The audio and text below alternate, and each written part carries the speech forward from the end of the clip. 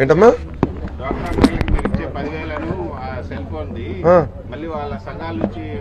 ఎట్లా వసూలు చేస్తామండి?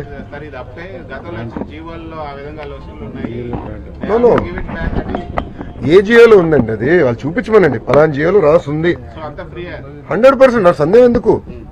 పెట్టుబడి నిధి కింద ఇస్తున్నారు. మహిళలకి నిజమైన స్వాతంత్రం ఎప్పుడు వస్తుందంటే ఆర్థిక స్వాతంత్రం వచ్చినప్పుడు. వాళ్ళకి ఆర్థిక స్వాతంత్రం కల్పించడానికి చంద్రబాబు నాయుడు గారు కష్టపడుతున్నారు. ఆనాడు అన్నగారు మహిళలకి ఆస్తులు సమాన హక్కు కల్పించారు. చంద్రబాబు నాయుడు గారు డ్వాక్రా సంఘాలు పెట్టారు, దీపం పథకం పెట్టారు, ఇప్పుడు తల్లి బిడ్డ ఎక్స్ప్రెస్, అనేక కార్యక్రమాలు మహిళలకు చేస్తున్నాం ఈరోజు. వాళ్ళకి పెట్టుబడి నిధి ఇస్తే వీళ్ళకి ఎందుకండి కంగారు? పెన్షన్ ఇస్తే కంగారు, యువనేస్తం చేస్తే కంగారు. వీళ్ళకి అసలు ప్రస్తావనకి ఎందుకు వస్తుందని అడుగుతున్నా.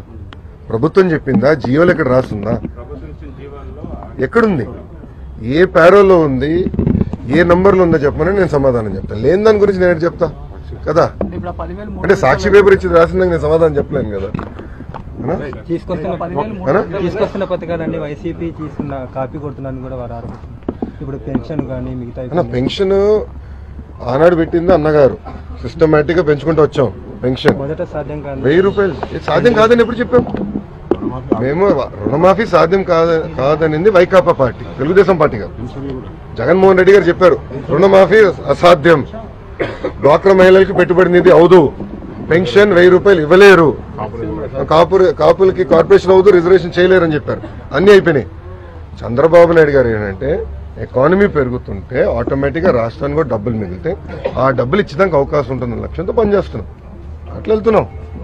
సో వాళ్ళు మేము ఏం చేసిన కాపీ కొట్టి మళ్ళీ మేము కాపీ కొట్టామంటే ఎంత న్యాయం అండి? అన్నది ఎవరు తెలియదన్నా. చంద్రబాబు నాయుడు గారి అనుభవం దాదాపు 40 సంవత్సరాలు, జగన్మోహన్ రెడ్డి గారి వయసు అక్కడ ఉంది, నీకు 45 అంత ఉంది ఆయన వయసు నాకు తెలిసిన వరకు. సో మళ్ళీ చంద్రబాబు నాయుడు గారు 5 నుంచి కాపీ కొడతాం ఏంటండి? ఇప్పుడు కియా మోటార్స్ వచ్చింది, కాపీ కొట్టినందుకు వచ్చిందా? ఏషియన్ పేపర్స్ వచ్చింది. అన్ని ఏంటంటే పెద్దలు చెప్పినట్టు సిల్లీ ఆర్గ్యుమెంట్. ఈ వీడియోపై మీ విలువైన కామెంట్స్ ని మాతో షేర్ చేసుకోండి. అండ్ ఇంకో విషయం, సబ్స్క్రైబ్ చేయడం మర్చిపోకండి.